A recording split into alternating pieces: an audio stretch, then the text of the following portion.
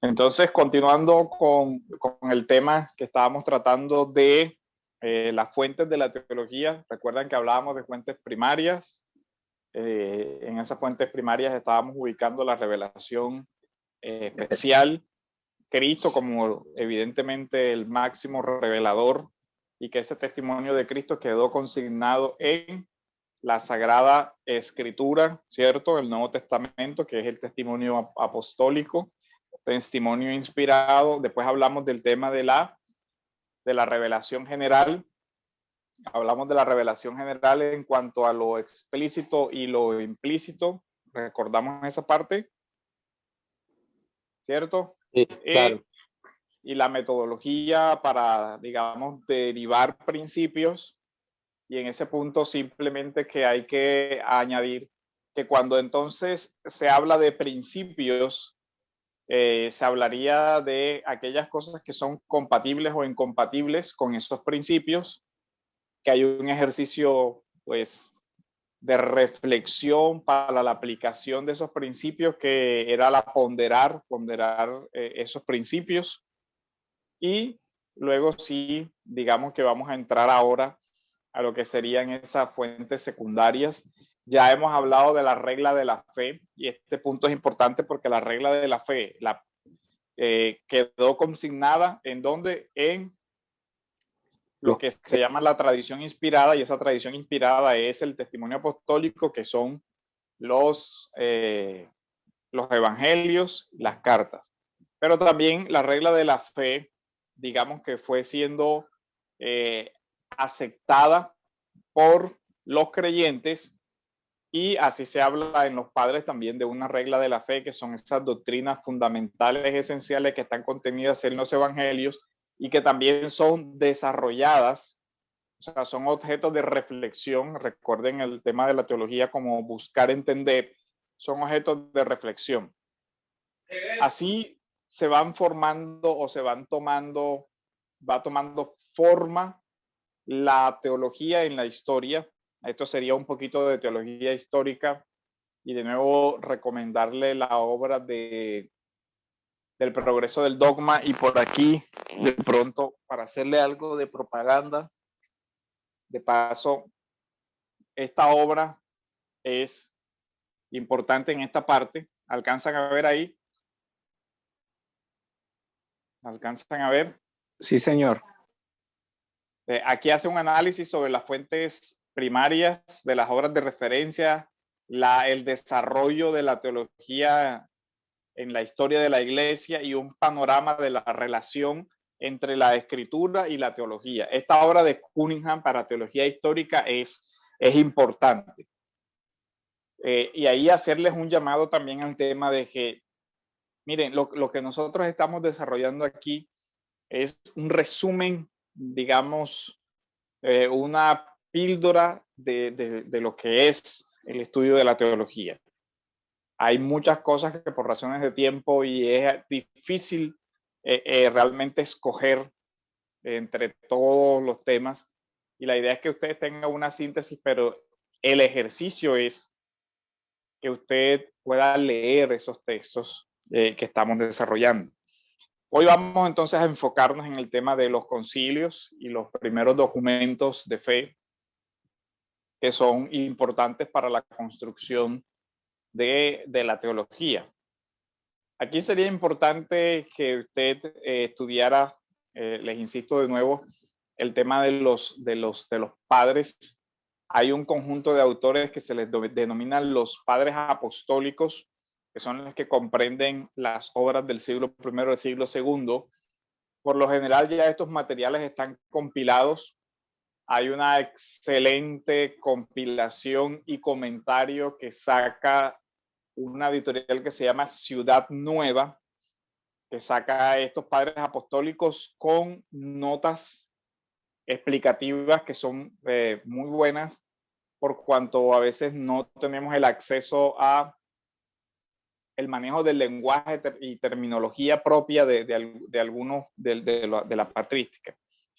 Entonces, los concilios. La iglesia primitiva introdujo muy tempranamente la forma de resolver las controversias sobre asuntos tanto eclesiales como doctrinales por medio de la consecución de consensos. Y esto desde la escritura podemos ver el primer ejemplo en la historia del Concilio de Jerusalén, respecto del cual es un concilio conocido. Estamos en Hechos capítulo 15. Si alguien quisiera leer Hechos capítulo 15, versículos del 1 al 29, para ir haciendo comentarios.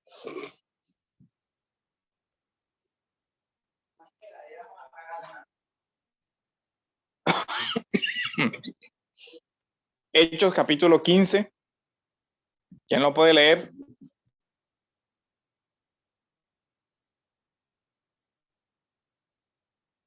Yo, pastor.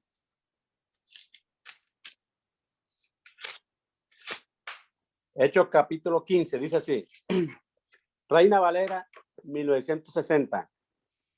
Entonces algunos que venían de Judea enseñaban a los hermanos: si no os circuncidáis conforme al rito de Moisés, no podéis ser salvos. Como Pablo y Bernabé tuviesen una discusión y contienda no pequeña con ellos, se dispuso que subiesen Pablo y Bernabé a Jerusalén y algunos otros de ellos a los apóstoles y los ancianos para tratar esta cuestión. Ellos, pues, habiendo sido encaminados por la iglesia, pasaron por Fenicia, Samaria, contando la conversación de los gentiles, y causaban gran gozo y a todos los hermanos.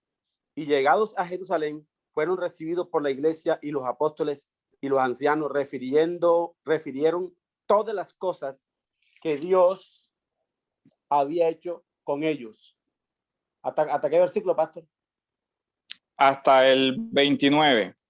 Pero algunas de las sectas de los fariseos que habían creído se levantaron diciendo: es necesario circuncidarlos y mandarles que guarden la ley de Moisés.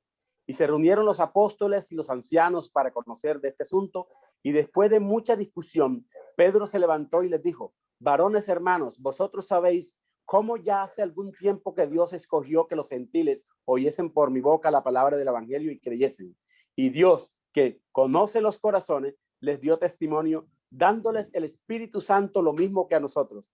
Y ninguna diferencia hizo entre nosotros y ellos, purificando por la fe sus corazones. Ahora pues, ¿por qué tentáis a Dios poniendo sobre la cerviz de los discípulos un yugo que ni nuestros padres ni nosotros hemos podido llevar? Antes creemos que por la gracia del Señor Jesús seremos salvos de igual modo que ellos. Entonces toda la multitud cayó y oyeron a Bernabé y a Pablo que contaban cuán grandes señales y maravillas había hecho Dios por medio de ellos entre los gentiles. Y cuando ellos callaron, Jacob respondió diciendo: varones hermanos, oídme. Simón ha contado cómo Dios visitó por primera vez a los gentiles para tomar de ellos pueblo para su nombre. Y con esto concuerdan las palabras de los profetas, como está escrito: después de esto volveré y reedificaré el tabernáculo de David que está caído, y repararé sus ruinas y lo volveré a levantar, para que el resto de los hombres busque al Señor, y todos los gentiles sobre los cuales es invocado mi nombre. Dice el Señor, que hace conocer todo esto desde tiempos antiguos, por la cual yo juzgo que no se inquieten a los gentiles que se convierten a Dios, sino que se les escriba que se aparten de las contaminaciones de los ídolos, de fornicaciones, de ahogado y de sangre, porque Moisés desde tiempos antiguos tiene a cada ciudad quien lo predique en la sinagoga donde es leído cada día de reposo. Entonces pareció bien a los apóstoles y a los ancianos con toda la iglesia elegir de entre ellos varones y enviarlos a Antioquía con Pablo y Bernabé, a Judas, que tenía por sobrenombre Barsabás, y a Silas, varones principales entre los hermanos, y escribir por conducto de ellos los apóstoles y los ancianos y los hermanos a los hermanos de entre los gentiles que estaban en Antioquía, en Siria y en Cilicia, salud. Por cuanto hemos oído que algunos que han salido de nosotros, a los cuales no dimos orden, os ha inquietado con palabra, perturbando vuestras almas, mandando circuncidaros y guardar la ley.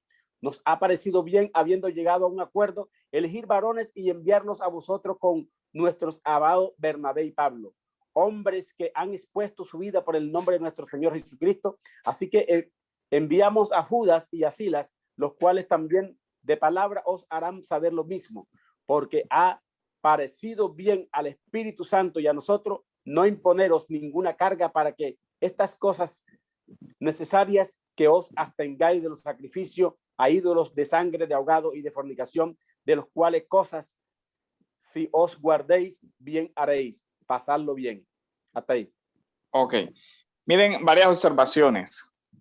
El tema central es un tema que comprometía la doctrina de la salvación. Si no os circuncidáis conforme al rito de Moisés, no podéis ser salvos. Entonces, miren que el tema tiene una relevancia por cuanto está comprometiendo digamos, un elemento esencial de la fe, a saber, la salvación. ¿Cuál es el medio, digamos, de la salvación?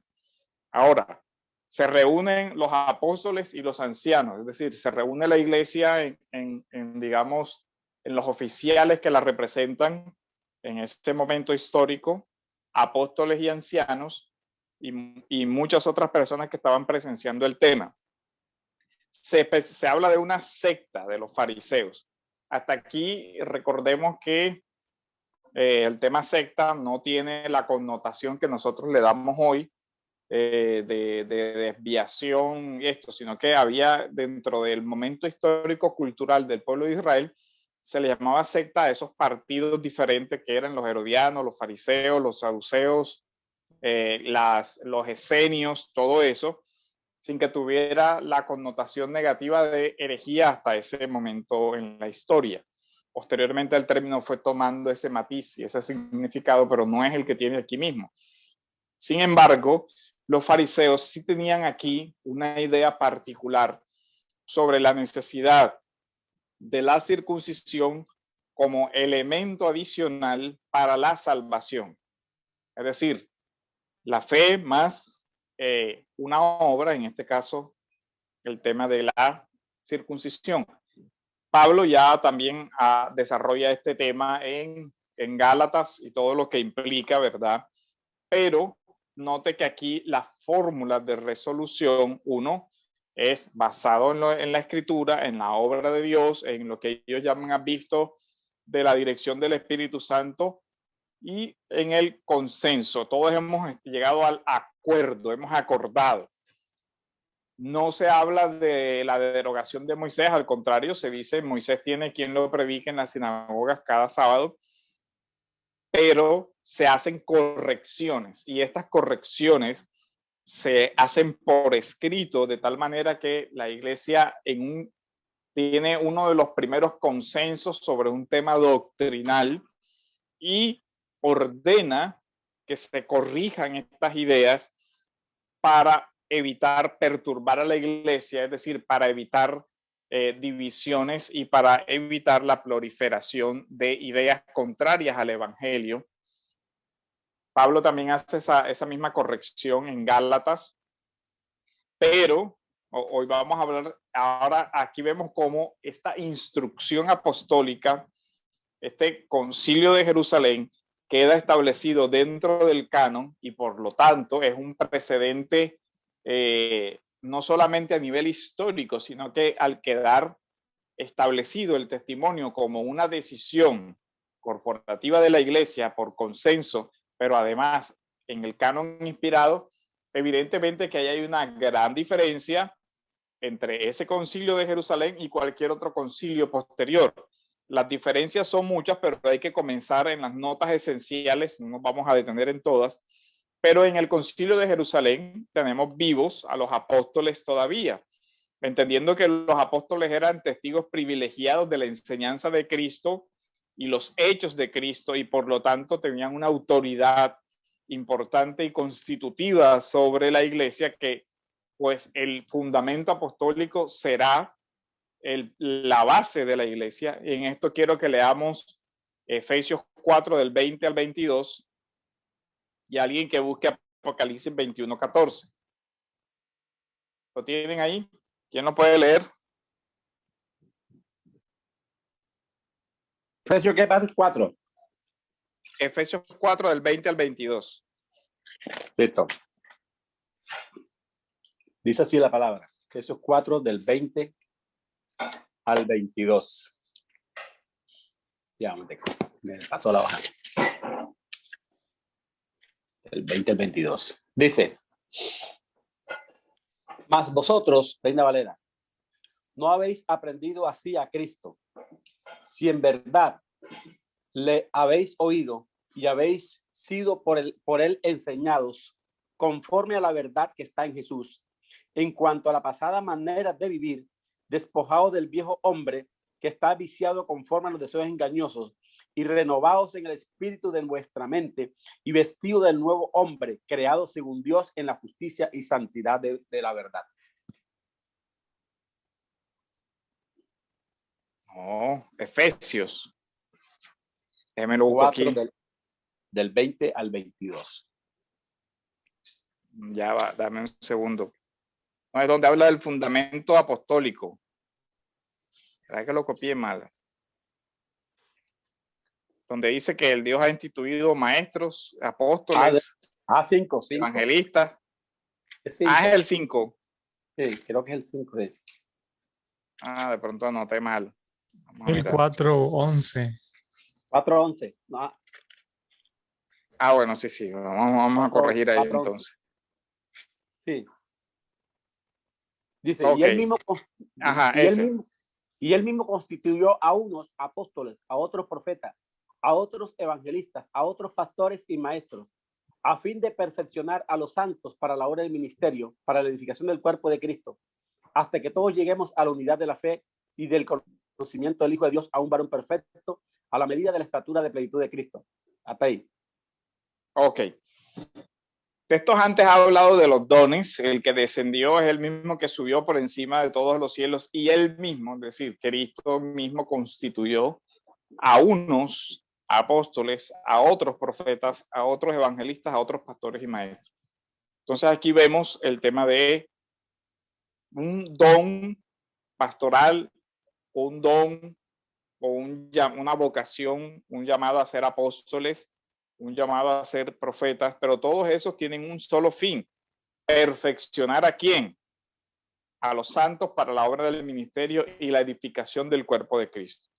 Ahora, la particularidad del Concilio de Jerusalén con relación precisamente a los apóstoles es, como hemos dicho, los apóstoles se convierten, o el testimonio apostólico se convierte en el fundamento de la fe de la iglesia, en la medida en que ellos son testigos de qué cosa, de los hechos y las palabras de Cristo. Por lo tanto, depositarios de la tradición en el sentido de depositarios de la enseñanza oral que Cristo les dio y que después ellos, por la guía del Espíritu Santo, colocan por escrito en el Nuevo Testamento. Es decir, que ellos conservaron esa tradición y ahí se convierte en la regla de fe por excelencia, la palabra escrita o la revelación inspirada. Ahora, el Concilio de Jerusalén tiene entonces elementos particulares que le distinguen de cualquier otro concilio posterior, como serían, entonces, ese concilio sería una norma primaria. ¿Por qué? Porque está en el canon, su decisión, su consenso, las cartas que se envían, lo que ellos, la forma como se resolvió el conflicto, la disputa que había, quedó en el canon inspirado de tal manera que no hay ningún concilio igual en autoridad a este primer concilio. ¿Qué aprendemos de este primer concilio? Aprendemos que surge tempranamente en la historia de la iglesia una decisión consensuada. Ahora, esto no es tan nuevo, porque recuerden que está el antecedente ya en Israel de consejos de ancianos. Desde Moisés incluso se ve como Moisés instituye más siervos y va delegando asamblea dentro del pueblo, va escogiendo a las cabezas principales del pueblo, y eso se convierte, digamos, como en una especie de consejo. Después de eso, también en el Nuevo Testamento vemos la figura del Sanedrín, que es una institución corporativa. ¿Qué aprendemos de esto? Que los concilios posteriores, que son normas secundarias, norma normada por la Escritura, pues la validez de todos los concilios van a depender de la conformidad de los concilios con la tradición apostólica, es decir, con el texto inspirado. Ahora, aquí hay un tema que es importante y que normalmente se tiene en poco por la exageración o por contraposición al tema del catolicismo. El catolicismo nosotros sabemos que tiene una pretensión de que la iglesia se convierte en norma y que la iglesia cuando ejerce la autoridad la ejerce de forma infalible y que la iglesia propugna dogmas infalibles en cabeza del Papa. Entonces, el tema de autoridad de la iglesia por lo general sale a llevarse o por un efecto reflejo a catolicismo. Entonces, cuando se habla la iglesia tiene autoridad, entonces la mayoría de la gente dice, no, pero es que eso es católico. Eso, hablar de una autoridad eclesial que impone normas y todas esas cosas, eso es catolicismo. Pues ya vimos entonces que realmente el Concilio de Jerusalén fue la iglesia reunida con sus oficiales, estudia una situación doctrinal como es la afirmación de una parte de la escuela de personas que habían creído, porque dice que de los fariseos que habían creído que tenían una postura sobre el tema de la salvación y ellos decían que además de la declaración de fe en Cristo era necesario el tema de la circuncisión. Entonces la iglesia se reúne en sus oficiales y toma una decisión de carácter moral y espiritual. La iglesia es columna y baluarte de la verdad. ¿Quién puede leer primera Timoteo 3:15?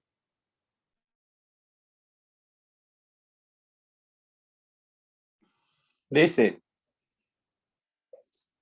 para que si tardo sepas cómo debes conducirte en la casa de Dios, que es la iglesia del Dios viviente, columna y baluarte de la verdad. Ok. Entonces miren que la iglesia es ¿qué? Columna y fundamento. ¿De qué cosa? De la verdad. Entonces, esa verdad está ahí. Ahora, la iglesia también Dios le delega una autoridad, que es una autoridad, ya la hemos visto, moral y doctrinal. Moral, la vemos en Mateo 18, del 17 al 18. ¿Recuerdan? Es un famoso texto donde habla de la disciplina, donde dice primero a la persona, luego si no, dilo, ve y háblale con testigos, y si no, dilo a la iglesia. Dilo a la iglesia, ¿para qué? Para que la iglesia precisamente tome la decisión correspondiente al juicio moral de la persona involucrada. Entonces, tenemos que la iglesia ejerce una autoridad. Ahora, una autoridad que recibe ¿de dónde? De que la iglesia es columna y baluarte de la verdad. Recibe esa autoridad. Es decir, cuando la iglesia juzga, por eso el texto de Mateo dice lo que atéis o desatéis, que es una forma muy del lenguaje rabínico de cuando la iglesia resuelve una controversia, ata o desata, resuelve, emite un juicio, eso tiene una validez. ¿Por qué? Porque se entiende que la iglesia es esa guardiana. Ahora, se entiende que la iglesia, que la resolución que toma la iglesia es válida en la medida en que la norma que le norma la escritura sea uniforme esa decisión, o sea, coherente esa decisión con lo que dice la escritura. Pero lo que quiero resaltar aquí es que la iglesia tiene una autoridad que no debe ser despreciada, menospreciada, subvalorada cuando la iglesia emite una decisión. Porque comúnmente, si bien es cierto, nosotros entendemos que la iglesia no es infalible, como lo pretende a veces, como lo pretenden los dogmas de la iglesia católica, no es menos cierto que no se puede desconocer o despreciar a la ligera esta autoridad que Dios, por medio de su palabra, le concede a la iglesia. Entonces, la iglesia, en su historia, es fuente de teología. Las decisiones que la iglesia ha tomado son un precedente doctrinal que orienta la construcción teológica. Por eso decíamos, de tal manera que apartarse de ese precedente es un asunto muy, pero muy delicado.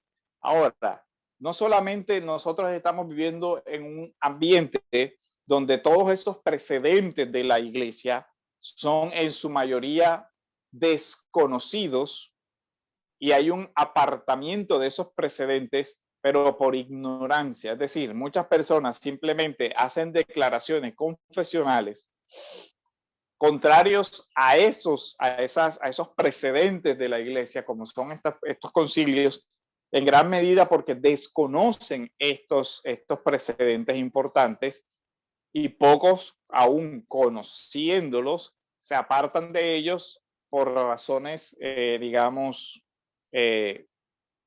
no justificadas.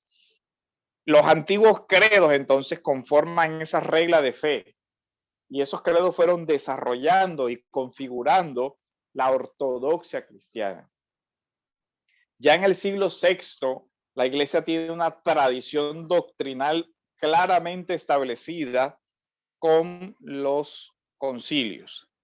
En la primera declaración, digamos, confesional, casi que se puede encontrar en todo la iglesia primitiva, es la que se consigna en el símbolo o famoso credo apostólico.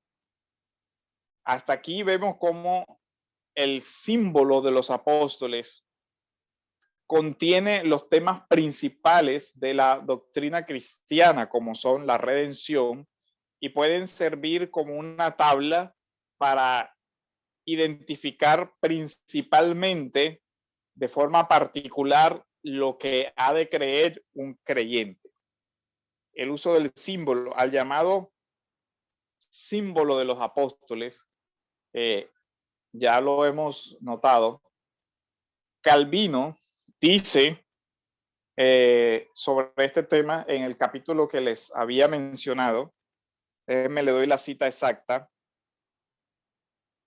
La institución de la religión cristiana, en el tomo 1 de la editorial Felide, en la página 391, hablando del símbolo apostólico. Miren lo que Calvino expresa. Al llamarlo símbolo de los apóstoles, no me preocupo mayormente de investigar quién pueda haber sido su autor. Los antiguos de común acuerdo lo atribuyen a los apóstoles, sea porque pensaban que los apóstoles lo habían dejado redactado o por dar autoridad a la doctrina que sabían procedía de ellos y se había ido transmitiendo de mano a mano. Yo no dudo que este sumario ha sido admitido y ha gozado de autoridad como una confesión aprobada por común y público consentimiento de todos los fieles, ya desde el principio mismo de la iglesia e incluso en tiempos de los apóstoles, y no es verosímil que haya sido compuesto por un hombre particular, ya que desde el principio ha sido tenido en gran veneración en todos los fieles. Lo que ante todo debemos saber es que en él se cuenta sucinta y claramente toda la historia de nuestra fe y que nada se contiene en él que no pueda afirmarse con sólidos y firmes testimonios de las Escrituras. Entonces miren todo lo que comenta Calvino. Calvino, que dice, bueno, en la primera parte él dice, no me preocupo de investigar sobre su autoría. Digamos que había una especie de, ¿qué se diría? Construcción mitológica o fábula sobre la composición del credo apostólico, que decía que cada uno de los apóstoles aportó una cláusula dentro del credo y que por eso se llamaba credo apostólico. Pero lo cierto es que, digamos que, así como lo dice Calvino, esa versión tiene mucho de fantasía y poco de corresponder a la realidad. Lo cierto es que el credo apostólico es un documento temprano de la iglesia que hace un resumen de la confesión de fe de la iglesia y que esa confesión llegó a tener un consenso universal, de tal manera que fórmulas del credo apostólico semejantes se encontraron por todo Oriente, por Asia, y llegó hasta incluso el mundo romano. Se entiende entonces que había sido aprobada como una confesión de fe y que había sido asumida por los fieles en un amplio espectro geográfico y cultural diferente, porque se encuentra tanto diseminada por todo el mundo. De nuevo, Calvino dice, lo que debemos saber es que en él se cuenta sucinta y claramente toda la historia de nuestra fe, y que nada que se contiene en él hay que no pueda afirmarse con sólidos y firmes testimonios de las Escrituras. Lo que vemos en Calvino es lo que debe hacer el teólogo, y es el contraste, la comparación en si la afirmación doctrinal que se encuentra en el credo corresponde a la Escritura. La posición de Calvino es que corresponde, y no es una posición nueva, es la posición que también hay un sermón de Agustín sobre el tema del credo de los apóstoles, que está en la colección que tiene la BAC sobre Agustín. Se los voy a enviar cuando lo voy a buscar, lo voy a enviar para que ustedes vean cómo ya la iglesia desde el siglo III, que es Agustín, ya tenía en alta estima el credo. Ya vimos cómo Hipólito también tenía en alta estima el credo, y así sucesivamente. Entonces, es importante esa parte que se tenga en cuenta. Calvino también habla sobre el tema de los concilios, y aquí estoy citando el capítulo que les recomendé que leyeran. No sé si lo pudieron leer. ¿Alcanzaron a leer ese capítulo? ¿Cuál, pastor? El de la institución de la religión cristiana, el capítulo en la página 625 del segundo tomo, que habla de los concilios. No, yo leí fue los artículos de fe, los credos y... Ok, bueno. Calvino, que dice y les doy exactamente la página para que lo busquen: Institución de la religión cristiana, el tomo segundo, la que leíamos del credo apostólico, de lo que Calvino comenta del credo apostólico, está en el tomo 1, en la página 391. Ahora vamos a leer el capítulo de los concilios, está en el tomo 2 de la misma editorial Felire, capítulo en la página 921. ¿Qué dice Calvino así? Antes de comenzar a tratar de esta cuestión, necesito decir brevemente dos cosas. La primera es que el mostrarme yo un tanto severo en esta materia no se debe a que no tenga a los concilios antiguos en la debida estima. Yo los reverencio de todo corazón y deseo que todos los estimen como merecen serlo. Pero en esto también hay que proceder con medida, a saber, que nada se derogue a Cristo y el derecho de Cristo de presidir todos los concilios, y no tener en esta dignidad a hombre alguno por compañero suyo. Lo que dice Calvino es lo que hemos venido diciendo. Los concilios son una norma secundaria. Y Calvino dice, me muestro severo cuando se quiere usar esto como una autoridad sin tener en cuenta la autoridad de la Escritura.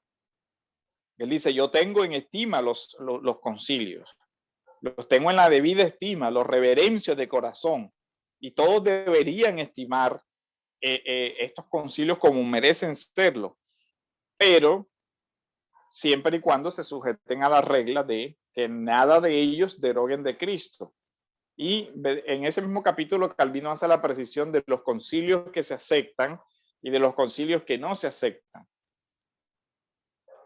De hecho, él viene y hace una lista, y él dice, de acuerdo con esto y muy gustoso, abrazamos y aceptamos reverentemente como sacrosantos, por lo que respecta a los dogmas de la fe, los concilios antiguos. Y él dice, como son el de Nicea, se refiere al primero de Nicea, el de Constantinopla, el primero de Éfeso, el calcedonense y otros semejantes, los cuales se celebraron para refutar los errores. Pues estos concilios no comprenden otra cosa que la pura y verdadera interpretación de la Escritura.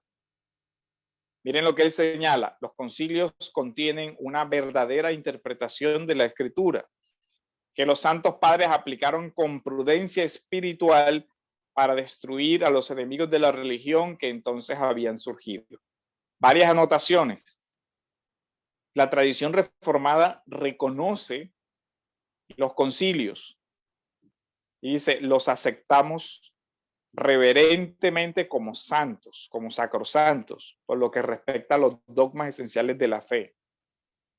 Y él hace una lista de los Nicea, Constantinopla, Éfeso, Calcedonia y otros semejantes que refutaron los errores.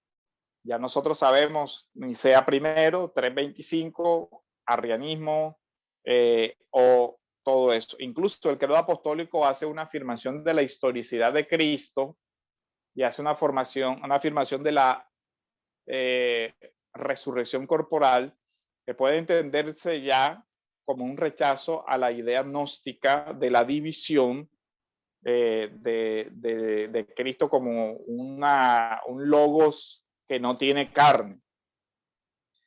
Por otra parte, se rechazan concilios, los otros como el de Nicea II, se rechaza, donde habla de la autorización del tema de las imágenes. Entonces, hagamos un poquito de desarrollo sobre el credo de los apóstoles o sobre el símbolo de los apóstoles, que es, digamos, muy importante. El credo de los apóstoles contiene los dogmas fundamentales de la iglesia cristiana que nos distingue del judaísmo, del islam y del paganismo. Comienza profesando la fe en Dios, creador, y terminando con la vida eterna. El credo apostólico es trinitario en su clasificación y contenido, ya que se hace una confesión expresa de cada uno de cada una de las personas de la Trinidad. En los artículos se resume brevemente también la doctrina acerca de la Iglesia como cuerpo de Cristo. El símbolo o el credo apostólico da énfasis a la humanidad de Cristo y esto, repito, se explica por el tema de la controversia gnóstica. Entonces vemos como la principal característica de estos credos y confesiones de fe primitiva, y no tenemos tiempo aquí para desarrollar las confesiones de fe que están dentro de la misma escritura.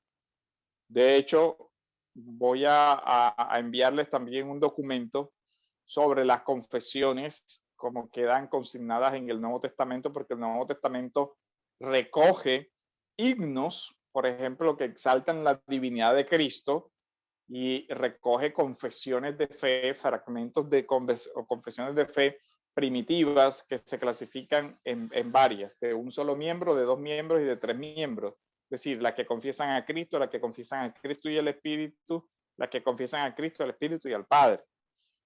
Pero hoy no vamos a desarrollar esa parte, porque evidentemente que esas confesiones que están dentro de la Escritura son norma suprema porque están en el canon inspirado.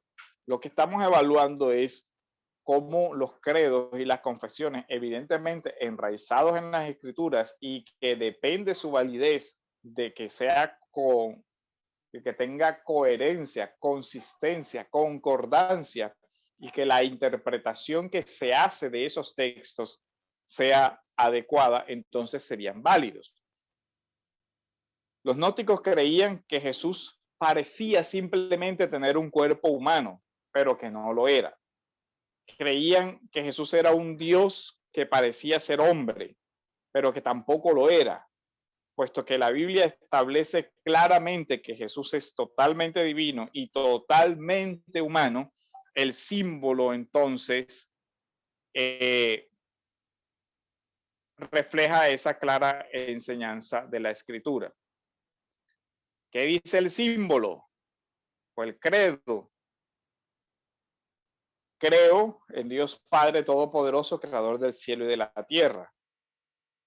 Dice, creo en Jesucristo, su unigénito Hijo, nuestro Señor, quien fue concebido por el Espíritu Santo, nacido de la Virgen María, sufrió bajo Poncio Pilatos, y esta afirmación es importante porque vean cómo unigénito de Dios, nacido del Espíritu Santo, pero nacido de una virgen, y habla de la corporalidad, el sufrimiento de la humanidad. Sufrió bajo Poncio Pilato, fue crucificado, el cuerpo muerto y sepultado, descendió al infierno, al tercer día resucitó de los muertos, ascendió al cielo y se sentó a la derecha de Dios Padre Todopoderoso, y desde allí vendrá a juzgar a los vivos y a los muertos.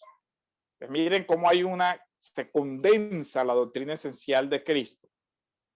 Cualquier elemento que falte de esto, ya hay una deficiencia. Son los elementos mínimos de la fe.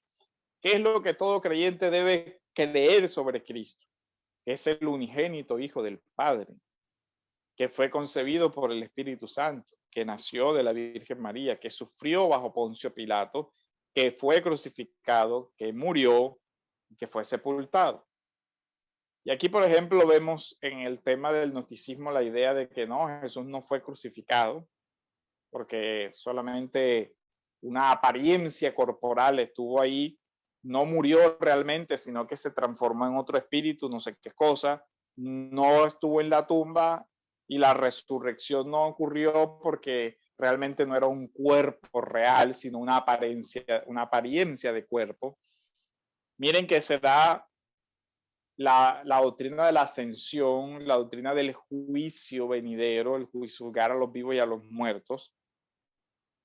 Luego hace una confesión sobre el Espíritu Santo. Ahora, ¿por qué la confesión sobre el Espíritu Santo es más corta que la confesión de la persona de Cristo? Porque, repetimos, el contexto es ya toda la formulación gnóstica, y por eso se desarrolla. Mientras que con relación al Espíritu Santo simplemente se dice, creo en el Espíritu Santo. La Santa Iglesia Universal o Católica, entendido católico ya lo sabemos, como universal, no como la institución que hoy conocemos. La comunión de los santos, el perdón de los pecados, la resurrección del cuerpo y la vida eterna. Amén. Entonces vemos cómo tiene tres partes muy claramente diferenciables. Creo en Dios Padre, creo en Jesucristo, creo en el Espíritu Santo. Y vemos cómo Hipólito, en su tradición apostólica, ya lo hemos dicho, el bautismo, el bautizado bajaba al agua y quien le bautizaba le decía, crees en Dios Padre Omnipotente, y el que se bautiza dirá, creo. Después le dice, crees en Cristo Jesús, el Hijo, nacido del Espíritu Santo, nacido de la Virgen María, que ha sido crucificado bajo Poncio Pilato, y él tenía que responder. Entonces, esa parte, digamos que establecía ya la conexión de esa declaración confesional, doctrinal, en el contexto del bautismo.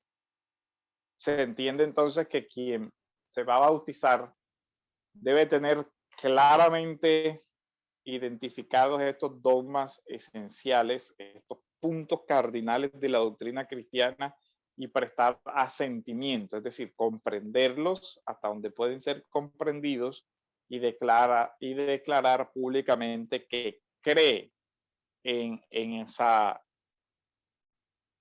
la fe.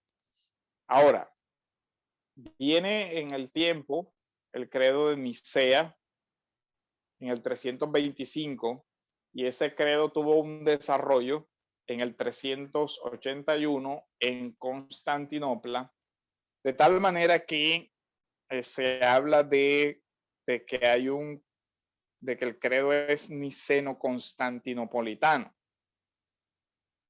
Recordemos aquí algo importante. Los concilios, ya lo notamos, seguían la regla de la mayor unanimidad posible para su aprobación. ¿Con qué objetivo? Con el objetivo de minimizar el riesgo de la división, de que se separara la iglesia ante el decreto de un concilio. ¿Cuál es el contexto de Nicea? Es el resultado de la lucha contra la herejía de Arrio, quien enseñaba que Cristo no era hijo eterno de Dios, sino que era la primera creación de Dios y como tal tenía un comienzo en el tiempo y estaba sujeto a modificaciones. Esta herejía comenzaba ya a dividir la iglesia y para evitar la posible división se da el tema del concilio, que fue en ese momento convocado por Constantino, el emperador. En este concilio se rechaza la doctrina de Arrio y fue fijada la consustancialidad de Cristo con el Padre. Consustancialidad, que quiere decir que Dios Padre y Dios Hijo comparten la misma sustancia divina, aunque son dos personas, ¿cierto? Ahora, ¿qué sucede con todo esto?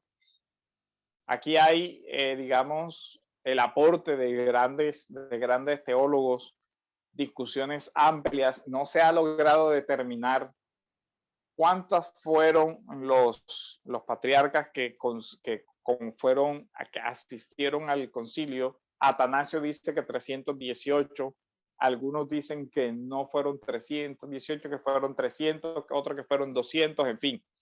El tema de la asistencia es un tema de debate histórico todavía, pero el tema es que el concilio contesta preguntas teológicas que se estaban formulando en ese momento, ataques muy concretos contra la naturaleza de Jesucristo.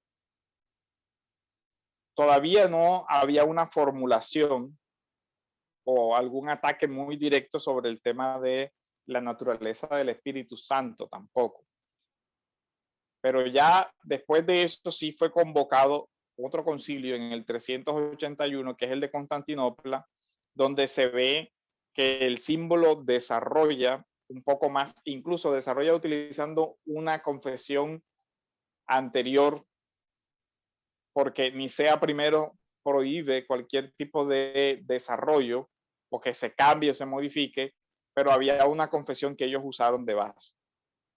Esa parte está muy interesante y está en la historia de los concilios de Tanner, donde explica todo eso con mayor detalle, pero no nos vamos a detener ahí porque no vamos a hacer un estudio de todo el tema. Se expresa la consustancialidad no solo del Padre y del Hijo, sino de los tres, Padre, Hijo y Espíritu Santo, y las iglesias cristianas aceptaron esta confesión definitiva en el año 381. ¿Qué dice esta formulación?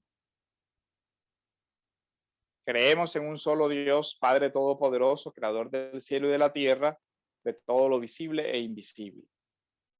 Creemos en un solo Señor Jesucristo, Hijo único de Dios, nacido del Padre antes de todos los siglos, Dios de Dios, luz de luz, Dios verdadero de Dios verdadero, engendrado, no creado, y se rechaza el arrianismo, de la misma naturaleza del Padre, por quien todo fue hecho, que por nosotros y por nuestra salvación bajó del cielo, por obra del Espíritu Santo se encarnó de María, la Virgen, y se hizo hombre, y por nuestra causa fue crucificado en tiempos de Poncio Pilato, padeció y fue sepultado, resucitó al tercer día, según las Escrituras, subió al cielo y se sentó a la derecha del Padre, y de nuevo vendrá con gloria para juzgar a vivos y a muertos, y su reino no tendrá fin. Creemos en el Espíritu Santo, Señor y dador de vida, que procede del Padre y del Hijo, que con el Padre y el Hijo reciben una misma adoración y gloria y que habló por los profetas. Creemos en la Iglesia, que es una, santa, universal y apostólica. Reconocemos un solo bautismo para el perdón de los pecados. Esperamos la resurrección de los muertos y la vida del mundo futuro. Amén. Luego viene el credo de Calcedonia, que sigue desarrollando la parte cristológica. Luego viene el credo de Atanasio, que realmente se le da el nombre de Atanasio, pero el símbolo no es posible que haya sido escrito, o por lo menos hasta ahora eso es lo que se entiende, porque Atanasio murió en el 373 y el símbolo, el credo de Atanasio, es más o menos del año 500. Lo que sí se sabe es que evidentemente las ideas del credo de Atanasio surgen de su defensa teológica de la Trinidad y que corresponden a las escrituras y que fueron incorporadas, por tanto, en este símbolo.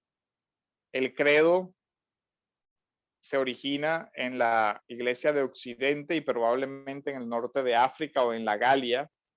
Muestran vestigios de este pensamiento también en Agustín. De tal manera que nosotros vemos que hay un desarrollo teológico, sobre todo en el tema de la Trinidad.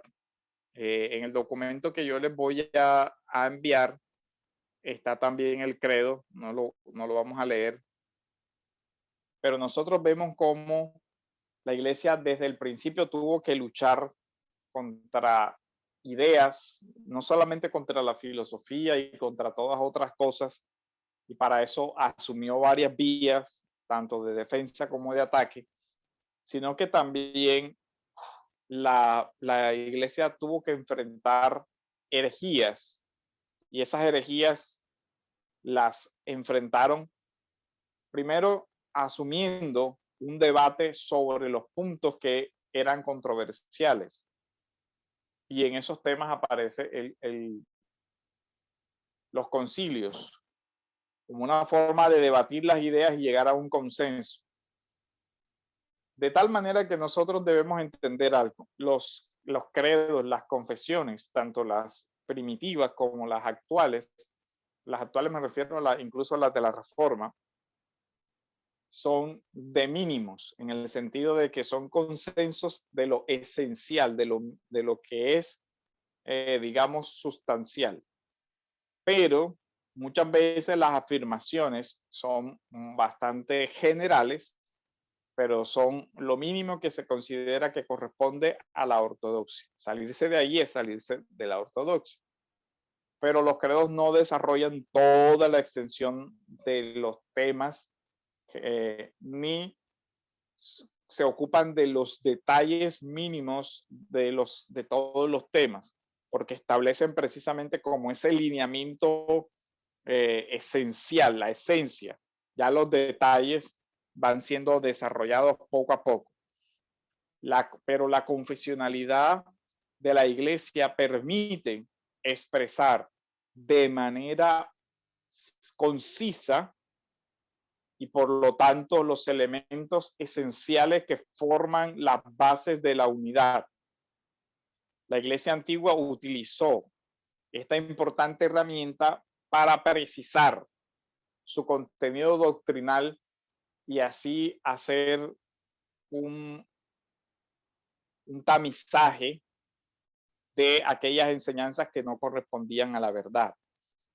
Las confesiones de fe de la iglesia, tanto las primitivas, las que están en esos contenidos, en esos credos, y las que vienen de los credos de la Reforma, hoy más que nunca tienen una importancia vital.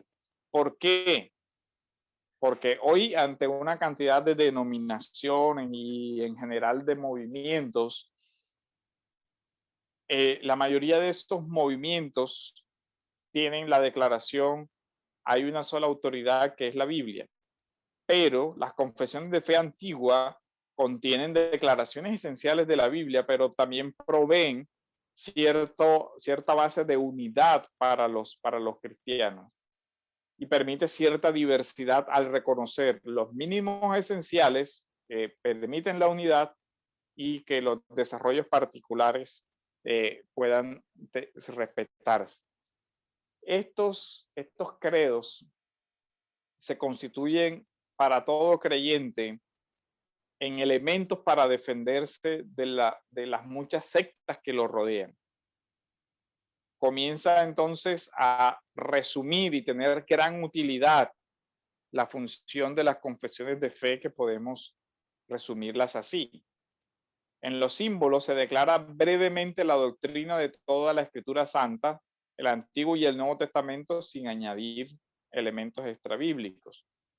En estos símbolos y confesiones primitivas son rechazados los errores y las parcialidades sectarias, lo que es muy importante porque en la iglesia el error no debe tener cabida. Se fija una regla para la unidad de la fe con todos, unidad en la doctrina y en la manera de vivir. Quienes desean seguir con sencillez la palabra de Dios deben aceptar entonces enteramente esa palabra de Dios. Entonces, esta sería la primera parte, que tiene que ver con el tema de los concilios. Es un resumen, es algo muy, digamos, sintético sobre el tema. Es importante que ustedes investiguen todo el contexto que rodeó el credo apostólico. De hecho, yo les envié, creo que lo vieron, hay una serie de Trimillennium sobre el credo apostólico. Creo que son 5 lecciones sobre la historia, el desarrollo, el contenido doctrinal esencial del credo, que les recomiendo que lo vean, y eso les va a dar una mayor amplitud sobre el tema del credo apostólico. El mismo ejercicio ojalá lo hagan con Nicea, con Calcedonia, que es un documento importantísimo, y que vayan comprendiendo todo eso. Ahora, para entender esos documentos, también es necesario hacer un acercamiento a los debates, a qué era lo que estaba pasando, qué estaba afrontando la iglesia, qué era lo que se quería corregir, qué era lo que se quería evitar. Y en todo eso se va a entender esa parte. Los documentos de Atanasio, de Basilio y los otros hoy ya están accesibles y serían una gran herramienta para el estudio de la teología el que se investigue eso. Ahora, de esta parte, ¿hay alguna pregunta, duda, comentario? Buenas noches, pastor. Buenas noches. Dos apreciaciones. La primera, en el Concilio de Jerusalén, si nosotros vamos al contexto, vemos que existen 2 religiones en ese entonces, que eran los judaizantes, los judíos ortodoxos, y el nuevo movimiento del cristianismo y el cristianismo. En ese entonces, pues, la gente tenía un concepto de quién era la autoridad, de acuerdo al contexto. Pues habían judíos cristianos, judíos que se habían convertido al cristianismo, pero habían otros judíos que seguían siendo ortodoxos. Como quiera que ellos seguían, era una autoridad que era el Sanedrín, bien usted lo dijo, conformada por los herodianos, saduceos, fariseos, etcétera, etcétera, que era la máxima autoridad en ese entonces. Es como si el cristianismo, que era nuevo para ellos, es como si entrara en estos momentos, en esta época del posmodernismo, la época actual, como si entrara una religión nueva aquí. Y entonces nosotros dijéramos, no, vamos a, y la religión nueva convocara una asamblea para creer en otra cosa diferente a lo que nosotros creemos que es el cristianismo. Y entonces, la pregunta que yo voy a hacer en esa primera apreciación es, ¿por qué le fue tan fácil a la gente seguir el cristianismo, o mejor dicho, seguir como autoridad, no al Sanedrín, fariseo, saduceo, etcétera, que era la máxima autoridad religiosa en ese momento, sino que le costó trabajo a los discípulos, a los apóstoles, Pablo, Bernabé, a convocar una asamblea para discutir el tema de la salvación, siendo que ya ellos tenían una idea preconcebida. Bueno, esa era la primera apreciación, ¿verdad? Y la segunda es, si bien es cierto que el canon del Nuevo Testamento surgió más o menos alrededor del 397, que lo pude ver ahí en el artículo de fe. ¿Qué tuvieron en cuenta? O mejor dicho, yo sé que el concilio de Nicea, que fue en el 325, tuvo que tener en cuenta por tradición oral, porque todavía no estaba redactado el canon del Nuevo Testamento en ese entonces, el credo apostólico, que ellos por tradición oral ya se veían, pero ¿cómo se confiaron en ese credo apostólico, siendo que los libros del Nuevo Testamento no habían sido recopilados en el canon, en el primer canon que salió, que fue en el 397, posterior al concilio de Nicea? Esas son las dos apreciaciones. Ustedes pueden ver, por ejemplo, Tesalonicenses. Déjenme ver si consigo.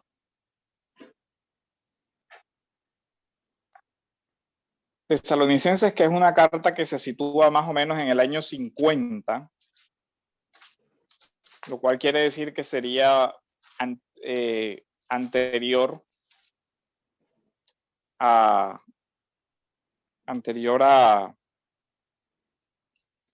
los evangelios incluso. Pablo habla de la palabra que ellos recibieron y él explica el tema de cómo fue acogida la palabra. Déjenme, les busco acá.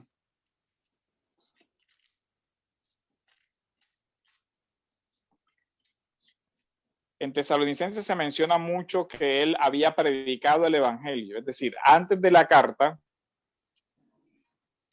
que yo creo que lo tengo en otra Biblia subrayado, ya voy, un segundo.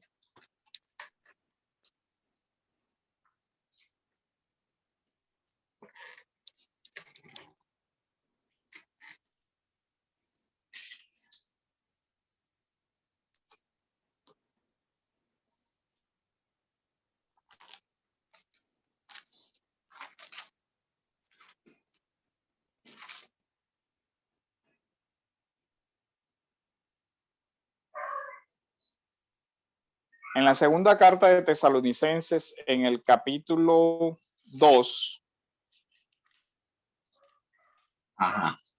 viene y dice: pero nosotros debemos dar siempre gracias a Dios con respecto a vosotros, hermanos amados por el Señor, de que Dios os haya escogido desde el principio para salvación, mediante la santificación por el Espíritu y la verdad en la fe, a la cual os llamó mediante nuestro evangelio.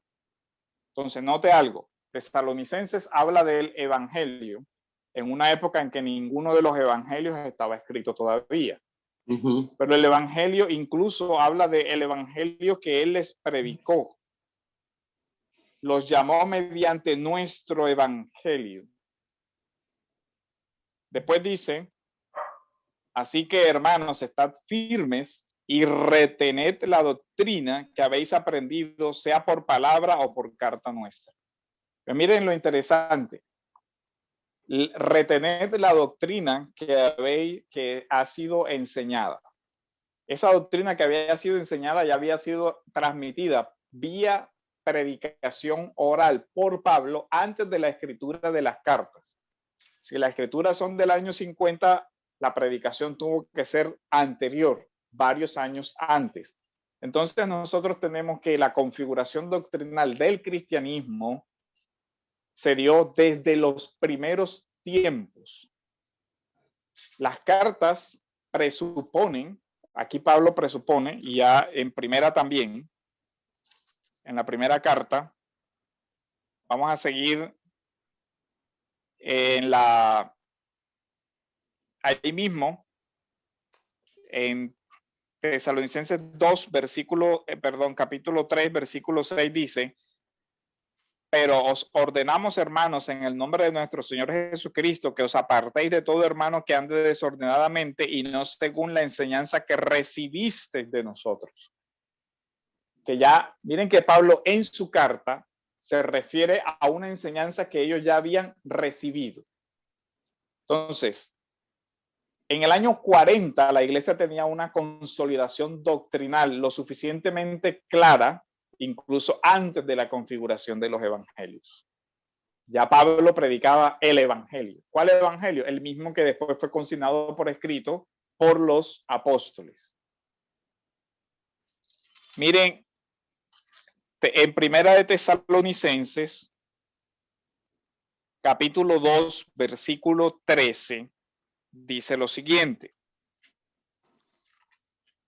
por lo cual también nosotros, sin cesar, damos gracias a Dios de que cuando recibisteis la palabra de Dios que oíste de nosotros, miren, palabra de Dios que oyeron de los apóstoles, la recibieron no como palabra de hombres, sino según es en verdad la palabra de Dios. La iglesia primitiva tenía conciencia, ya en Tesalonicenses, que es una de las primeras cartas, y algunos dicen incluso que es la primera carta, pero no vamos a entrar en ese debate ahora.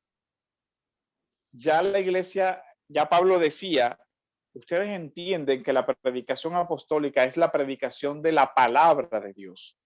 No palabra de Pablo, no palabra de Pedro, no palabra de Juan, sino como es en verdad palabra de Dios. Entonces, la iglesia primitiva tenía conciencia, una conciencia muy temprana, por ejemplo, de la divinidad de Cristo, como se encuentra en el himno de Filipenses, donde se habla de la divinidad. De tal manera que esa conciencia temprana de la divinidad de Cristo ya estaba antes de la construcción, antes de la escritura de los evangelios, porque las cartas fueron primero, fueron cronológicamente primero. Entonces, no necesitaban el canon completo, porque con que tuvieran Filipenses ya tenían la doctrina de la divinidad. Y así tenían un eje suficiente como para reconocer, por ejemplo, que el credo apostólico y todo lo demás. Lo que posteriormente se escribe, la iglesia lo recibe, y lo recibe fácilmente. ¿Por qué? Porque era lo que ellos ya habían escuchado por tradición oral. La etapa de predicación, acuérdense que la etapa de composición es correlativa con la conformación de las comunidades. Es decir, Jesús predica oralmente. Escuchan los discípulos, pero también escuchan otros. Los discípulos predican también en el mismo periodo de vida del Señor, y las personas pueden confirmar esa enseñanza por boca después del mismo Señor. Los discípulos predican después de la muerte del Señor, pero todavía estaban vivas personas que habían escuchado el mensaje de Cristo y que podían decir esto sí, esto no. De hecho, los juicios, cuando Pablo se presenta a los juicios, dice, ustedes mismos vieron esto, ustedes mismos escucharon esto, Jesús hizo esto, y muchos de los que están aquí son testigos. Jesús dijo esto y muchos de los que están aquí lo oyeron. De tal manera que la iglesia sigue confesando todo eso, y hay documentos también muy primitivos, y aquí no faltó desarrollar uno, que es la Didache, que antes se situaba cerca del 125 al 150 y ahora se data más temprano. Algunos dicen incluso que la Didache es un documento del año 70 más o menos, donde ya recoge elementos de la liturgia cristiana primitiva y de estas confesionalidades, de estas confesiones de fe. Entonces, la iglesia tenía ya establecido el concepto de palabra de Dios, de tal manera que tenían un canon verbal, pero que ellos consideraban un canon. De tal manera que cuando Pablo les habla a los de Gálatas, les dice, si alguien les predica un evangelio diferente del que yo les he predicado. Noten algo, Pablo está diciéndoles con la carta, reafirmando con la carta lo que él ya les había dicho. Es decir, Pablo les escribe, si yo llegare a cambiar el evangelio que les prediqué, no me crean.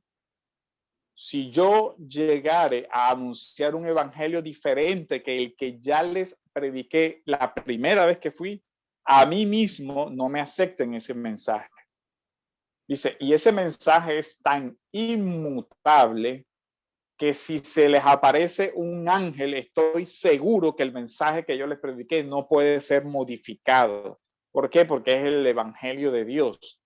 De tal manera que cualquiera que se aparte de lo que ya les dije por viva voz o por una carta, dice en Tesalonicenses, es anatema.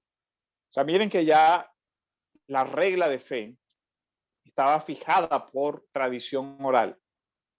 Cuando las iglesias reciben los documentos, no les cuesta nada verificar porque la enseñanza que está en los documentos corresponde con la que ellos ya conocían.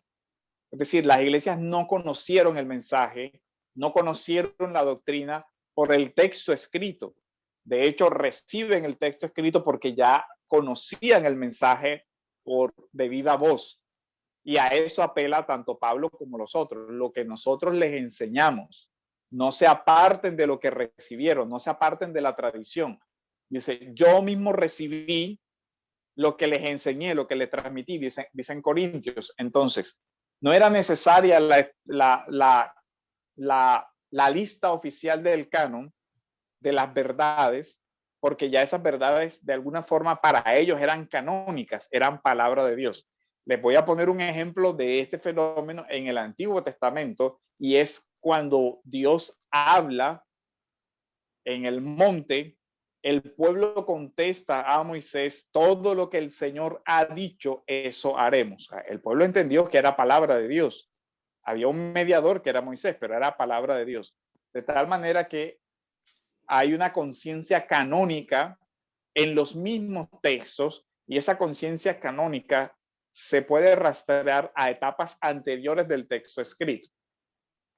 Como esto es así, la iglesia, al tener esa conciencia, la iglesia acepta la doctrina. Y no es difícil que cuando ellos encuentran un texto, lo comparan con qué cosa? Con la predicación verbal que antes habían recibido. Y cuando esa predicación verbal que ellos habían recibido anteriormente coincide con lo que ellos habían escuchado, entonces ya no hay ese problema. De tal manera que el evangelio fue predicado y el evangelio fue recibido por la iglesia en esa etapa inicial. Y lo que se hace es poner por escrito lo que la iglesia ya creía, lo que la iglesia ya recibía. Entonces, creo que eso ayuda mucho a entender por qué las iglesias tanto aceptaron como rechazaron cosas. Aceptaron cosas que estaban ya claras porque ya las habían recibido. ¿Sí? ¿Dónde se circunscribe el tiempo de los de Berea? ¿Qué fue lo que ellos recibieron? Esa conciencia que tenían de la verdad, porque ellos salían a escudriñar. ¿Qué cosas salían a averiguar, a escudriñar para que cuando recibieron el evangelio, si estas cosas eran o no verdad? Con respecto a Cristo, con respecto a la ley, con respecto a Moisés, con respecto a que cuando ellos recibieron y en qué año recibieron los de Berea, mucho antes de cuando recibieron el mensaje del evangelio, ¿qué escudriñaban ellos? ¿Qué verificaban ellos? Escudriñaban lo que hoy con nosotros conocemos como el Antiguo Testamento, porque en esa época el Nuevo no estaba escrito. De hecho, cuando Pablo habla en Timoteo, normalmente a veces uno tiene un lapsus anacrónico y la gente dice que toda la palabra es inspirada por Dios y la mayoría de las personas creen que está hablando de los evangelios o de las cartas y eso. No está hablando de eso, está hablando del Antiguo Testamento, porque era lo que estaba escrito. Pero el Antiguo Testamento, como es por la promesa, ellos ven el nuevo el cumplimiento, entonces eso, digamos, conforma la unidad. Pero la iglesia tenía esa conciencia de que lo que estaba pasando no era algo novedoso, sino que era algo, digamos, que estaba ya en el germen en el Antiguo Testamento, de tal manera que nosotros vemos la declaración de la divinidad de Cristo en el Antiguo Testamento, ¿cierto? Así que cuando un credo lo formula, no está formulando nada que no estuviera en el Antiguo Testamento, porque ya desde el Antiguo Testamento Jesús el Dios era el Emanuel, el Dios con nosotros. Y así, entonces, ahí vemos nosotros la progresión. Lógicamente, la formulación del Nuevo Testamento son mucho más claras. Pero por eso nosotros vemos que la regla de fe se transmitió oralmente. Si de pronto quieren saber un poquito más de cómo era esa tradición de transmisión oral, hay un artículo muy bueno de un profesor presbiteriano que trabaja en Oriente Medio, que se llama Kenneth Bailey. Él tiene un artículo que se llama La tradición oral formal y controlada, y explica las diferentes tradiciones y cómo en el Medio Oriente se transmiten esas tradiciones y cómo se conservan. Y cómo se conservan en las formales, y las formales por lo general, las religiosas se conservan por medio de la liturgia. Entonces, cuando nosotros encontramos los himnos del Nuevo Testamento que exaltan a Cristo como divino, vemos que la liturgia cristiana primitiva ya tenía claridad sobre la divinidad de Cristo, sobre la filiación divina, sobre lo que los credos ya escriben posteriormente. O sea que en la liturgia cristiana primitiva ya se encontraba eso, y eso es una parte interesante, y eso ya hay investigaciones muy documentadas sobre esa parte que, bueno, no alcanzamos a revisar acá.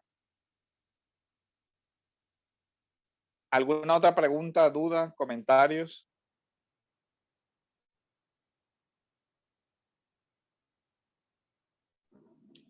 Pastor, no sé si de pronto, como nadie contestó a hacer otra pregunta, yo quisiera de pronto hacer otra pregunta.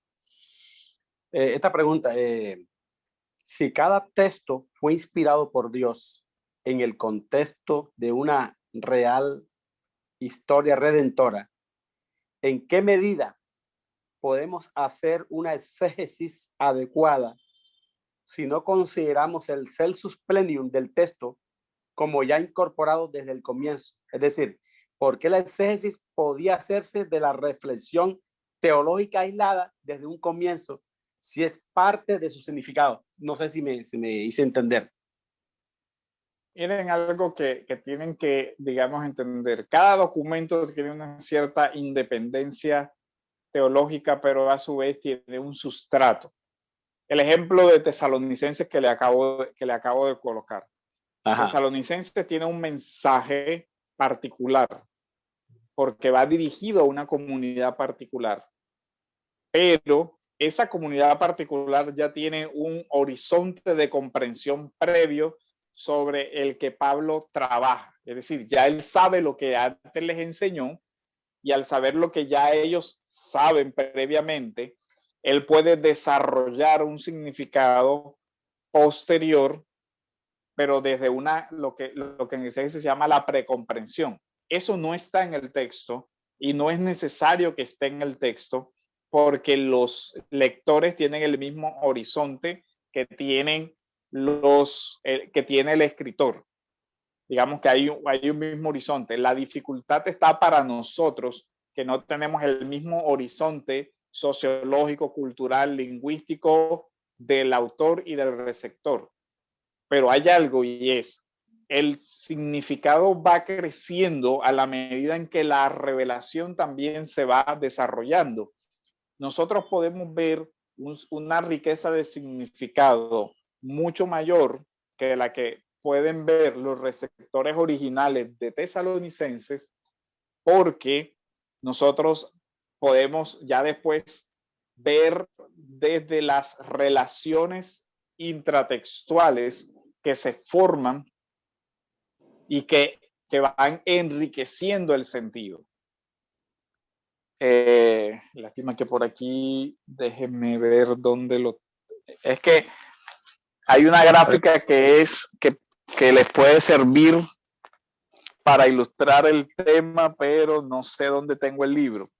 Hay un librito de teología bíblica de 9 Mars que sacó nuevo, donde él hace una gráfica del sentido cómo va creciendo. pero el sentido también va creciendo a medida que se van produciendo los otros textos y se va enriqueciendo. Entonces, Pato, esa o sea, parte es muy importante. Pato, disculpe que lo interrumpa. O sea, que es probable que autores del Antiguo Testamento escribieron un libro, pero sin tener un conocimiento de lo que estaban escribiendo, pero que después que se ratifica en el Nuevo Testamento esos mismos versículos, ya el autor del Nuevo Testamento ya lo puede vislumbrar totalmente nítida la idea que quiso decir el autor. Por ejemplo, Daniel 8. En Daniel 8 el autor no comprendía lo que estaba escribiendo, pero es probable que ahora un texto que corrobore ese mismo texto en el Nuevo Testamento ya tenga más luz que lo que quiso decir el autor en ese momento. Y nosotros como iglesia tendríamos más luz de lo que escribió el autor en el Nuevo Testamento. No sé si es así lo que usted está diciendo. Que miren, cuando el autor inspirado escribe, él entiende lo que está escribiendo, porque no se anula la facultad, digamos, mental. Lo que pasa es que eso que está escribiendo hace parte de la historia redentora, y digamos que él está en una etapa de la historia redentora. Lo que él escribe en ese momento de la historia redentora tiene un sentido tanto para él como para los que lo reciben, porque de lo contrario no habría una comunicación de una verdad de Dios para ese momento. Lo que sucede es que a medida que el desarrollo de la misma historia se va desenlazando, va uniéndose, porque la Biblia es una unidad, se va uniendo, y a medida que las otras restantes piezas se van encajando, eso permite que haya una expansión de la comprensión. Indudablemente, los que vivieron, por ejemplo, en la predicación de Jesús antes de la resurrección, entendieron muchas cosas. Los que vivieron en la predicación de Jesús y además vieron la resurrección, miren que, ¿por qué pongo el ejemplo? Porque en un corto periodo de tiempo se puede ver el gran cambio en la comprensión. Es decir, los apóstoles escucharon cosas en la predicación de Jesús que no alcanzaron a comprender. Y el mismo Nuevo Testamento lo dijo muchas veces. Esto no lo entenderéis ahora, esto no lo podréis recibir ahora, lo entenderán después. ¿Y cuál fue el después? El después fue la muerte y la resurrección. Entonces, cuando el Señor resucita, miren que en un periodo de tiempo se da, y obviamente llega el Espíritu Santo. Ellos, lo que habían entendido de una forma muy reducida, a pesar de que habían recibido el mensaje, lo entienden en una plenitud. En un corto periodo de tiempo se da un progreso en la comprensión muy grande. Ahora, ¿habían entendido algo la primera vez que el Señor les dijo? Sí, pero no mucho. Pero el evento de la cruz de alguna manera les abre los ojos y se produce como en el camino de Maús, ¿cierto? Dice, pero nosotros pensábamos que tal cosa y tal cosa. Y él le dice, bueno, pero... Y después ahí al final dice que Dios les abrió el entendimiento y comprendieron. Pero comprendieron algo que ya estaba ahí y que incluso habían leído muchas veces. Claro. La comprensión de la iglesia es iluminada por el Espíritu Santo. Eso es sin duda. Y a medida que cada libro del canon se iba desarrollando, digamos, y la historia iba progresando, evidentemente también la comprensión de la iglesia se fue desarrollando. Y ya digamos que cuando se escribe el Apocalipsis, evidentemente que Juan tiene una visión mucho más, digamos, desarrollada y clara sobre el mensaje salvador de Cristo. Lástima que aquí no tengo, si quieren, si me dan, denme un segundito y yo miro, porque hay una gráfica que les puede ayudar para ver esa parte.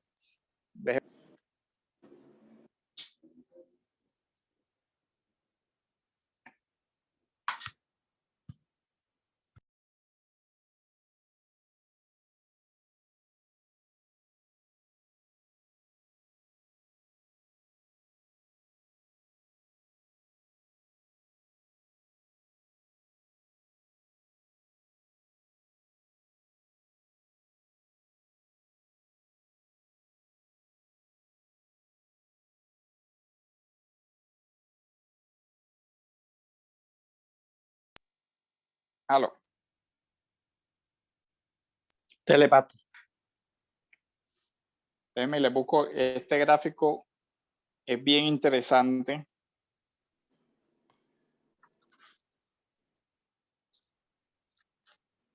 Bueno, es este libro. No sé si lo alcanzan a ver ahí. Teología bíblica. Este lo alcanzan a ver. Se ve, pero no se entiende, no se ve muy claro. Bueno, él habla aquí de múltiples horizontes de cumplimientos proféticos. Entonces él hace como una especie de cuadro. El significado, el momento de la profecía original lo establece acá abajo. No sé si alcanzan, ahora lo alcanzan a ver ahí, ¿no? Se ve como especie de una recta en ascendente. Ajá, pero entonces, las etapas no se alcanzan a leer. El momento de la profecía original va creciendo, sí. Se va dirigiendo, va dependiendo de el cumplimiento. Dice, pueden tener un cumplimiento aquí. Ese cumplimiento va desarrollándose hasta llegar al cumplimiento final. A ver, es que tengo el celular, como tengo en el celular, igual ahorita les mando una foto para que la puedan ver. Y al final hay un significado teológico histórico definitivo. Hay otro cuadro que es lastimosamente, no sé si lo alcanzan a ver. Ahí igual. Se ve. Nada, bueno, yo les mando la foto ahora. También hay, a medida que se va desarrollando, progresivo. El tiempo de histórico redentor va culminándose. Por ejemplo, promesas hechas a Abraham, nacimiento de Isaac. Después viene el Sinaí, la tierra, David, Salomón, hasta que se da cielos nuevos y tierra nueva. Entonces, de la promesa de una tierra de Abraham, se termina en una tierra nueva, un cielo nuevo. Entonces, ahí va progresando el sentido. Abraham entendió todo el que la tierra que se le estaba dando era una tierra, apunta a la tierra nueva. Uno dice, bueno, Abraham entendió que de alguna manera esa tierra era la tierra del reposo, era una especie de reino de Dios, era una tierra de abundancia, todo eso, y que constituía una esperanza. Pero progresivamente nosotros vamos entendiendo que la tierra no es la tierra, digamos, de un lugar geográfico determinado, sino los cielos nuevos y la tierra nueva. Entonces, esa comprensión es importante para el teólogo, porque el teólogo tiene que ver la tipología que está ahí, la progresión de la revelación y cómo hacer teología con eso. Cómo integrar eso y cómo entender el cumplimiento, cómo excede el sentido el tema del cumplimiento. Ya tenemos, bueno, la última parte que quería tratar antes de terminar es sobre el tema del lenguaje de la teología.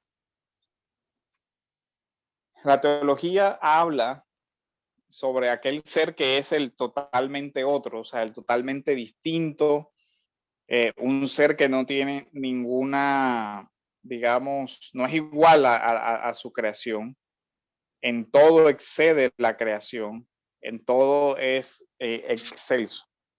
¿Eso a qué lleva? A que ninguna confesión, ninguna formulación doctrinal o teológica puede acaparar lo divino. El lenguaje humano no es capaz de captar toda esa esencia de Dios. El lenguaje humano siempre es imperfecto, de modo que cualquier fórmula de los credos, de los concilios, deben entenderse como barreras, digamos, defensivas. Es decir, señalan el peligro y son indicadores de un cierto límite. pero no se entienden como descripciones plenamente adecuadas de esos misterios. Y aquí les recomiendo en el texto del decreto de Dios, hay una parte donde habla de precisamente del lenguaje de la revelación. ¿Esto por qué es importante? Porque el lenguaje de la revelación es el lenguaje de la analogía. El lenguaje de analogía. Voy a leerles un fragmento. La criatura es finita, por tanto, su comprensión y lenguaje son finitos. Es decir, toda afirmación que nosotros hacemos de Dios excede lo que nosotros podemos transmitir con el lenguaje. Dios no solo es incomprensible, sino también inefable, de tal manera que no puede ser abarcado en su totalidad por el lenguaje humano. Eso es un límite. El hombre no solo que es incapaz de comprender toda la plenitud del ser de Dios, sino que el hombre también es incapaz de manifestar, de expresar por medio del lenguaje limitado humano todo lo que es el ser de Dios. Lo que nosotros evidentemente hacemos es acercarnos a esas formulaciones, pero dado a la distancia entre Dios y nosotros vemos como por espejo y muchas veces nuestro lenguaje no logra transmitir. Por ejemplo, William James decía, Dios, considerado en sí mismo, no puede ser comprendido por nadie sino por él mismo, quien habita en luz inaccesible, a quien el hombre no ha visto ni puede ver. Entonces, la teología siempre hace un lenguaje analógico. Los teólogos hablan del método de pensar y hablar del conocimiento de Dios como lenguaje analógico. Ahora, esto no quiere decir que conocemos a Dios por medio de las analogías. Una analogía es un punto de comparación entre dos aspectos, la participación, o sea, algo que es semejante a, como las parábolas. El lenguaje analógico atribuye a Dios ciertas cosas que corresponden con su ser, pero que de alguna manera están cercanas a lo que el hombre percibe en el mundo material. La forma más sencilla de explicar esto es que hay una semejanza en el lenguaje de las parábolas. El reino de los cielos es semejante a tal cosa. Y hay un punto que es el punto de encuentro entre el ser de Dios y la criatura. Pero ningún lenguaje puede, digamos, hacer una descripción unívoca de los atributos divinos. Eso es importante que nosotros lo comprendamos. Entonces, la teología trabaja con un lenguaje analógico, porque los credos o cualquier afirmación doctrinal humana no es capaz de contener en sí toda la expresión del ser de Dios, y por eso siempre son como barreras defensivas. Esto hasta aquí es donde se puede llegar, y hasta aquí constituye un límite de lo que podemos con certeza expresar de Dios, pero de ahí no es recomendable pasar porque ya el misterio se contempla, no se explica. Entonces, eso, una breve nota sobre el tema del lenguaje analógico en la teología. Y bueno, aprovechemos estos últimos minutos para precisar el tema del trabajo. Les había pedido la pregunta problema y el título sobre el que del título del ensayo sobre el que van a trabajar. El objetivo de eso era poder saber qué temas iban a trabajar para poder identificarlos y ver qué materiales les pueden servir de referencias. Entonces, importante que si no tienen eso, lo hagan lo más pronto posible. ¿Sí? Pastor, sí, ya, yo, no, particularmente, yo, bueno, voy a trabajar con el hermano Freddy, que también está ahí, está también conectado. Yo inicialmente voy a coger el tema de la teología liberal, que siempre me ha llamado mucho la atención.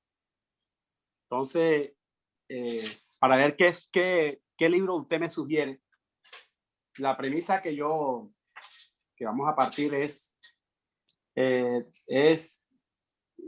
la siguiente pregunta. Aquí está. La hermenéutica liberal ¿tiene o no que ver con el origen de limitar el significado del texto a su audiencia primaria?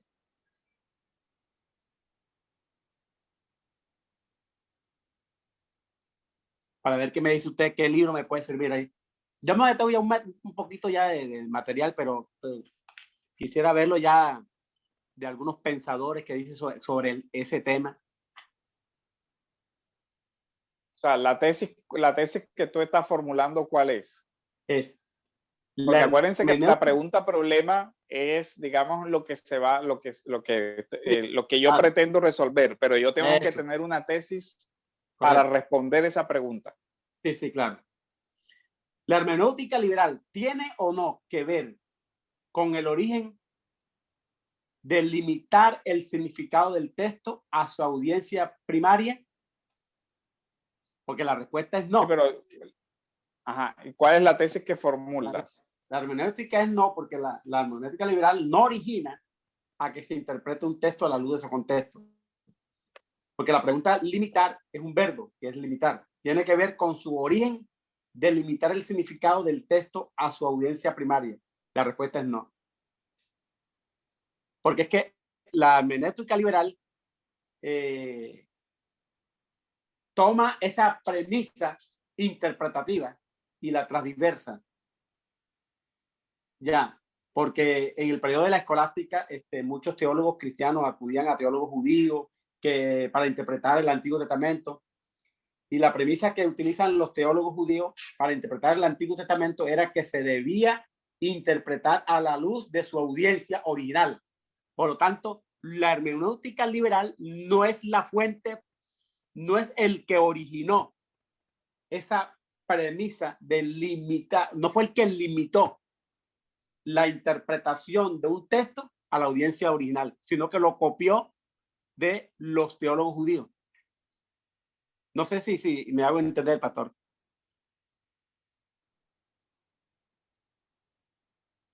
Lo que pasa es que tienen que tratar de formular, digamos, una tesis, y ahí te tocaría precisar. Cuando hables de hermenéutica liberal, tienes que referirte por obligación al método histórico crítico y precisar, digamos, dentro de ese tema a qué punto te estás refiriendo y hacer como la precisión de los conceptos. Sí. Y ellos, acuérdate que ellos dividen entre métodos y acercamientos. Entonces tienes que hacer también tú la distinción, el método, los diferentes acercamientos.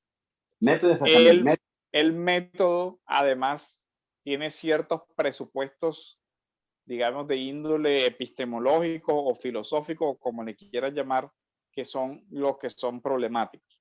Entonces, si yo te puedo, pásame la parte de la formulación, la pregunta y la tesis, para yo ver qué material te puedo mandar sobre eso. Igual el resto, háganlo, porque hay un término que acuérdense que lo da el seminario y que necesitamos que lo presenten a tiempo, porque hay que revisarlo, y acuérdense que son se lo paso por el grupo por donde pasan. Sí, por el grupo de WhatsApp, y de paso les va sirviendo al otro. Yo les había colocado ahí que Jonathan me comentó que el plazo es el 11, no es 15 o el 11. 10 de marzo. Entonces tienen que entregarlo en ese plazo, y hay que tienen que hacerlo porque después me toca a mí el trabajo de revisarlos y tengo que mandar las notas dentro de un plazo. Entonces, si ustedes se demoran, yo voy a tener problemas para calificar. Y si no entregamos las notas dentro del plazo, no nos van a valer las materias. Entonces, eso es importante que lo hagamos con toda la rigurosidad del tema para que no tengamos contratiempos con los plazos, con el seminario, porque ellos tienen a su vez que enviar eso dentro de dentro de su plan. Entonces, si alguien tiene alguna pregunta, me escribe. Si alguien tiene alguna pregunta con formular el tema de su pregunta problema, me escribe. Si alguien tiene alguna pregunta para delimitar el tema, me escriben. Ahora, no vayan a salir el 9. ¿Y cuál y cómo será? No, ya tienen que tener eso definido y comenzar a trabajar enseguida, lo más pronto posible. Pastor, le agradezco los libros que me pueda sugerir, oye, para investigar. Sí, mándame bien el tema de la pregunta, problema y el título y la tesis para yo irte, mañana te remito ahí donde puedes encontrar material para trabajar esa parte. La tesis es la respuesta. Ajá, exacto. La tesis es mi argumento es tal cosa. Yo defiendo esto. Claro, sí, mi objeción. Exacto, sí. Defiendo tal cosa y lo pretendo demostrar cómo, por esto y por esto. Ya, y ya después sí, vamos a desarrollar eso. O me escribes por el interno también mañana y yo te voy más o menos mandando el material, los links y todo eso donde lo pueda conseguir. Mándeme el interno, Pastor, que creo que no lo tengo. Listo, ya lo pongo ahí en el grupo también para que cualquiera lo tenga. ¿Alguien más tiene alguna pregunta? Por favor, vean que estos materiales lo tienen que hacer con todas las normas, de Chicago, con la bibliografía, con citar adecuadamente, nada de plagio, nada de cortar, pegar. Ya saben, ¿ah?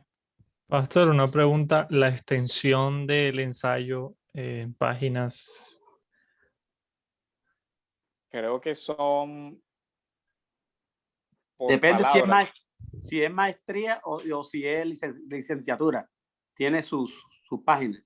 Así es, Pastor. Ahorita yo les envío bien la precisión porque ahora no tengo el dato, pero cada ensayo tiene que tener su límite de palabras, mínimos y máximos. Sí. Ok. Ahorita les mandamos todo eso y ya saben, cuidado con las fuentes, las ideas, si las toman de alguna parte, tienen que dar la respectiva referencia bibliográfica de dónde lo saqué. Sí. Y nada de ir a copiar párrafos de Wikipedia ni nada de eso. Y de hecho, Wikipedia ni siquiera se acepta. Revistas, si van a citar revistas científicas, revistas digamos, con su metodología de investigación, no es citar ahí cualquier blog extraño por ahí de cualquier persona que no tenga. Si va a citar un blog, obviamente tiene que ser un blog de una persona que tenga formación en el área que está formulando, ¿no? Que tenga esa parte. Entonces, por favor, delimiten sus temas para poder ayudarles ahí con el material de investigación y que lo puedan entregar dentro de los plazos y términos establecidos. ¿Hay alguna duda, comentario, pregunta del trabajo o algo?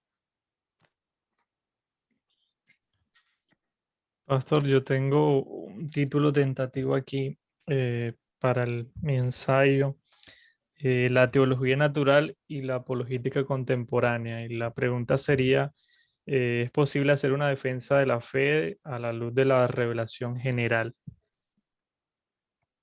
Ok, sí. ¿Y la tesis? ¿Respondes a la pregunta?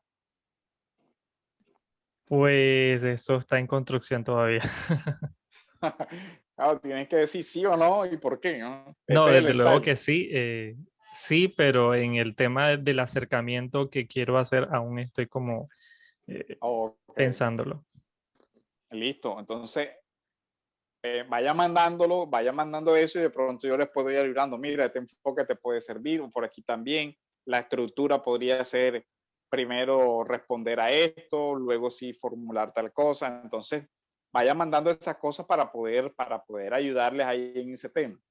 Porque la idea también es que se haga un trabajo bien hecho. Yo tengo la idea y siempre he tenido esa idea como que esos trabajos circulen. Por lo menos hacer el ejercicio de que entre ustedes se crucen los trabajos y que entre ustedes los puedan leer, que no solamente yo los lea. Entonces, les recomendaría que cuando los terminen, obviamente me los van a mandar al correo del seminario para revisarlos, pero los pueden mandar también al grupo para que los otros lean lo que ustedes están escribiendo. Y así todos se retroalimenten de lo que el otro está escribiendo, ¿vale? Y ojalá algún día podamos armar una revista electrónica donde se publiquen los mejores ensayos y ahí vayamos construyendo también algo, ¿no?